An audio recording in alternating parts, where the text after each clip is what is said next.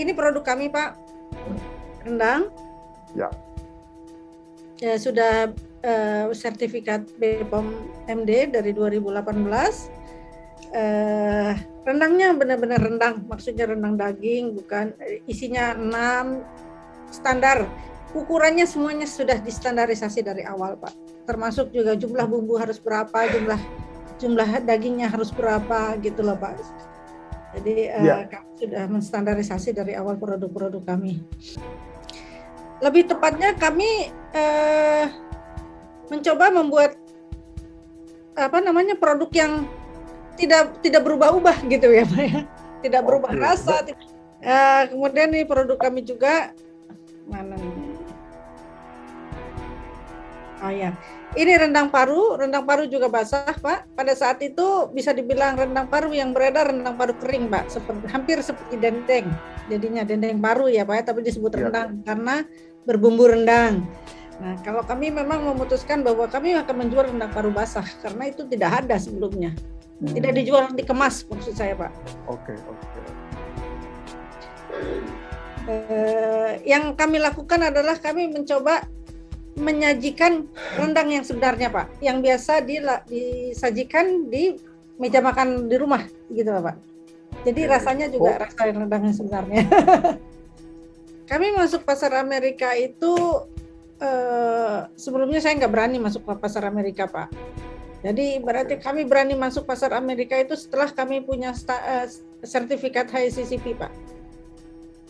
Sebelum punya FDA, Ibu udah yakin ya? Sudah yakin.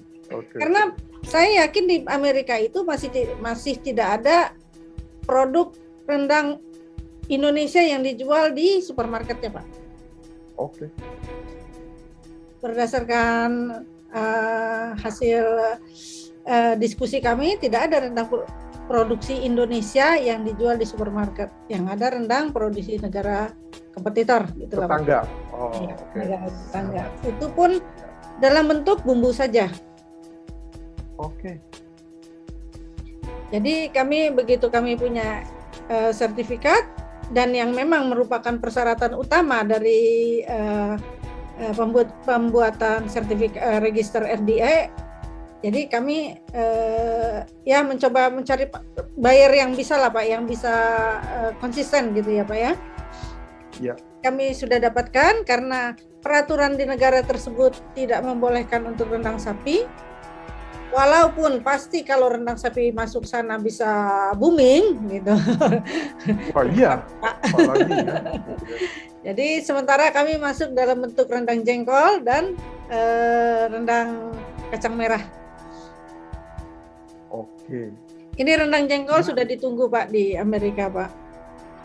Jadi ada orang Indonesia yang yang menjadi agen kami yang sampai bingung juga, ini bule kok seneng jengkol, saya juga mau coba ini masuknya di Texas Pak, awalnya dari Texas.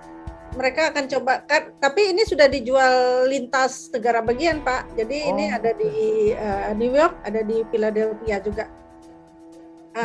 Mudah-mudahan ya karena di sana ongkos kirim sama saja Pak, maksudnya kemana-mana setiap negara sama, jadi mudah-mudahan bisa segera beredar ke seluruh negara bagian gitu.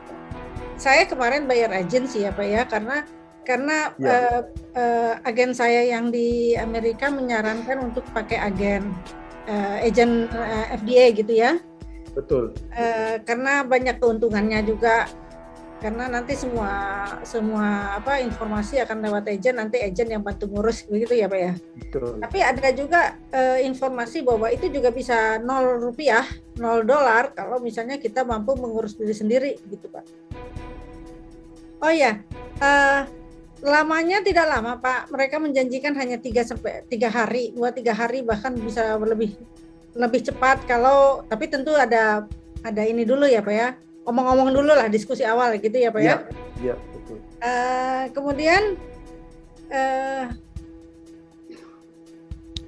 karena base-nya adalah HACCP tadi Pak. HACCP kan berlaku untuk satu rumah produksi Pak. Betul. Jadi yang FDA ini juga berlaku sebenarnya untuk satu rumah produksi juga Pak. Oh, oke. Tapi kami dari awal, karena kami tahu bahwa kalau rendang sapi akan jadi masalah, ya sebenarnya kami menulis, seharusnya kita tulis sebagai rendang saja sih Pak. Tapi karena rendang sapi bermasalah, jadi bermasalah bukan bermasalah maksud saya ya, karena tidak boleh gitu ya makanya. Jadi kami tuliskan rendang vegetarian gitu loh Pak.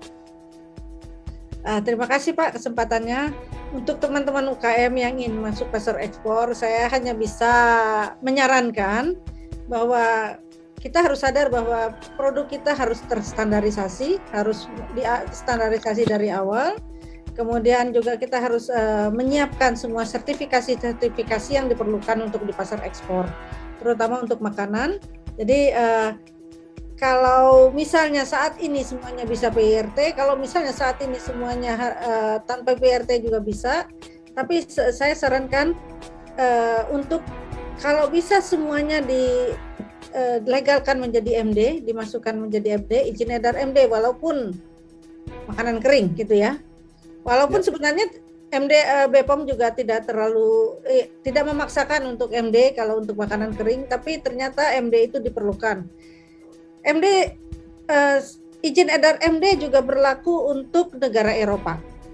Jadi kalau misalnya produknya keripik pun dengan izin edar MD akan lebih mudah masuk pasar Eropa daripada dengan izin PIRT. Kemudian tentu saja dilanjutkan dengan sertifikasi HACCP yang ternyata sangat membantu bagi saya. Bisa dibilang sertifikasi itulah yang membuka pasar ekspor bagi saya.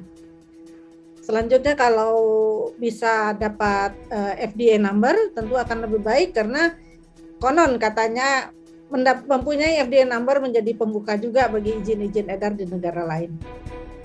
Saya rasa kita memang harus fokus untuk standarisasi untuk mendapatkan sertifikasi kalau memang kita ingin bisa ekspor ke negara lain kemanapun. Jadi jangan sampai orang pesan kemudian kita bilang karena menjadi batal karena kita tidak punya sertifikasi yang diperlukan. Saya rasa itu aja Pak.